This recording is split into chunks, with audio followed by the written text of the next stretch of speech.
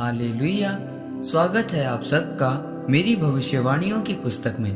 तो आइए हम आज के पवित्र वचन को पढ़ेंगे जो कि परमेश्वर के दास प्रेरित अंकुर यूसुफ नरूला जी के द्वारा लिखा गया है। वचनों को बोलें, जैसा कि उत्पत्ति की पुस्तक अध्याय 1 उसकी 3 आयत में लिखा है, जब परमेश्वर ने कहा उजियाला हो तो उजियाला हो गया।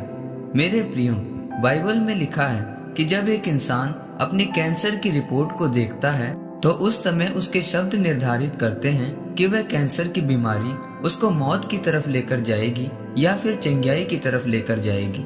जब आप अपनी गरीबी की तरफ देखते हैं तो आपके शब्द निर्धारित करते हैं कि वह गरीबी आपको शर्मिंदगी की तरफ लेकर जाएगी या फिर आशीष और महिमा की तरफ लेकर जाएगी। बाइबल में लिखा है कि जल के ऊपर परमेश्वर का आत्मा मंडलाता था, पर कुछ भी पैदा नहीं हुआ था जब तक परमेश्वर ने वचन नहीं कहा।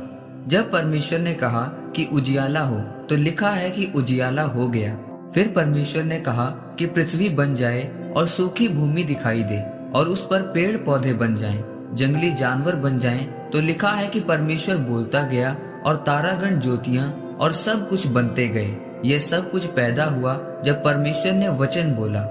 यूहन्ना अध्याय 1 उसकी 1 आयत में लिखा है कि आदि में वचन था, वचन परमेश्वर के साथ था और वचन ही परमेश्वर था। परमेश्वर शब्द को जब आप इब्रानी भाषा में पढ़ते हैं तो परमेश्वर का मतलब होता है गॉड्स यानी इलोहीम। इलोहीम का मतलब होता है कि जब एक से ज्यादा परमेश्वर हो। लिखा है कि वचन ही परमेश्वर था और वचन देहधारी होकर यानी प्रभु यीशु मसीह पैदा हुए। कुछ भी परमेश्वर के बिना पैदा नहीं हुआ। परमेश्वर ने आपको अपनी समानता में बनाया और आज तक परमेश्वर की वही हजूरी और सामर्थ आपके अंदर है। और जब आप वचन बोलेंगे तो आपके जीवन में भी चीजें पैदा होंगी।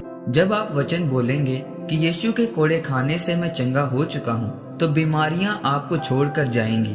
आप बोलेंगे कि उसके गरीब घर में पैदा होने से मैं अमीर हो चुका हूँ, तो आप आशीषित होंगे। जब आप वचन बोलेंगे कि उसके बांधे जाने से आप आजाद हो चुके हैं, तो आपके जीवन से शैतानी बंधन और श्राप टूटेंगे। इसलिए मेरे प्रियो, आप जब वचन बोलेंगे तो आप अपने जीवन में चंगाई और छुटकारा ग्रहण करेंगे। बाइबल में लिखा है कि तू बच, तेरा घराना बचाया जाएगा। जब आप इस वचन को बोलेंगे तो आपका परिवार मसीह में आएगा। जब आप इन सभी वचनों को अपने जीवन में घोषित करेंगे तो आप उन्हीं वचनों के अनुसार अपने जीवन में परमेश्वर के कामों को होते हुए देखेंगे और आशीषित होंगे। आमीन। आइए परमेश्वर के दास के द्वारा लिखी गई इस प्रार्थना को आप मेरे साथ एक मन होकर करें। सर्वशक्तिमान परमेश्वर, इस वचन के लिए मैं आपका धन्यवाद करता हूँ।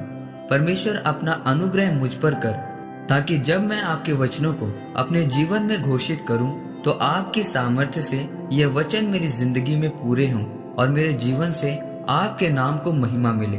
आमीन। परमेश्वर आप सबको आज के वचन के ऊपर मनन करने के द्वारा आशीषित करें। आमीन।